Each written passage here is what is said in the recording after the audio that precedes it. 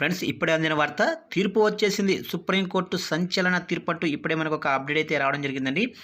అయితే ఇందుకు సంబంధించిన పూర్తి వివరాలు అయితే మన వీడియోలో తెలుసుకుందామండి. వీడియో మాత్రం ఎక్కడ స్కిప్ చేయకుండా చూడండి ఫ్రెండ్స్. అప్పుడు మనకి పూర్తి సమాచారం అయితే తెలుస్తుంది.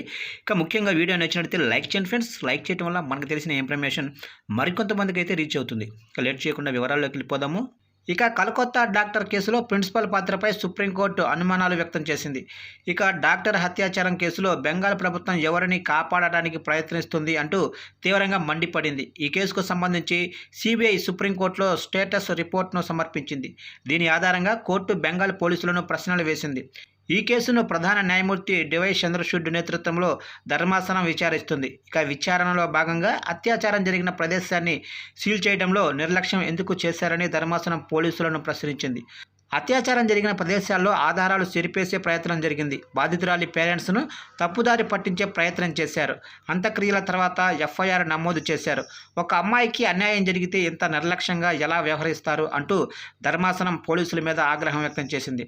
ఈ పరిణామాలు తీవ్రంగా కలిపివేశాయి. ఇలాంటి నిర్లక్ష్యాన్ని 30 ఏళ్ల సర్వీసులో చూడలేదని జస్టిస్ పార్దీవాలా వ్యాఖ్యానించారు.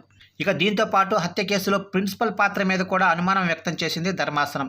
ప్రిన్సిపాల్ సందీప్ ఘోష్ ఎవరిని కాపాడాలని చూశాడు, అంత హడావుడిగా ప్రిన్సిపాల్ని ఎందుకు బదిలీ చేశారని పోలీసులను బెంగాల్ ప్రభుత్వం తరపు లాయర్లను అడిగారు జడ్జీలు. ఇక ఎఫ్ఐఆర్ నమోదుకు 14 గంటల ఆలస్యం ఎందుకైంది, అత్యాచారం జరిగిన ప్రదేశాన్ని సీల్ చేయడంలో నిర్లక్ష్యం ఎందుకు, నేరం జరిగిన 18 గంటల తర్వాత ఆ ప్రదేశం సీల్ చేయడం వెనుక కారణాలేంటి, ఇలాంటి ప్రశ్నలను లేవనెత్తింది ధర్మాసనం. అత్యాచారం జరిగిన ప్రదేశంలో ఆధారాలు చెరిపేసే ప్రయత్నం జరిగిందా, అందుకే అర్జెంటుగా హత్య జరిగిన ప్రదేశంలో మరమ్మతులు పనులు చేపట్టారా అని ప్రశ్నించారు. ఇక రేపు సాయంత్రం లోపు పాలిగ్రామ్ టెస్ట్ రిపోర్టు సబ్మిట్ చేయాలని కోర్టు సిబిఐకి ఆదేశాలు జారీ చేసింది. కోల్కతా ట్రైనీని డాక్టర్ కేసులో తదుపరి విచారణ సెప్టెంబర్ 5కు వాయిదా వేసింది. బెంగాల్ ప్రభుత్వం తరపున ప్రముఖ న్యాయవాది కపిల్ సిబల్ కేసును వాదించారు. అయితే సోషల్ మీడియాలో వచ్చే పాయింట్స్ కోర్టులో వాదించవద్దంటూ కపిల్ సిబల్పై సిబిఐ సీరియస్ అయింది. ఇక డాక్టర్ల విధులకు హాజరు కావాలని సుప్రీంకోర్టు ఆదేశాలు జారీ చేసింది.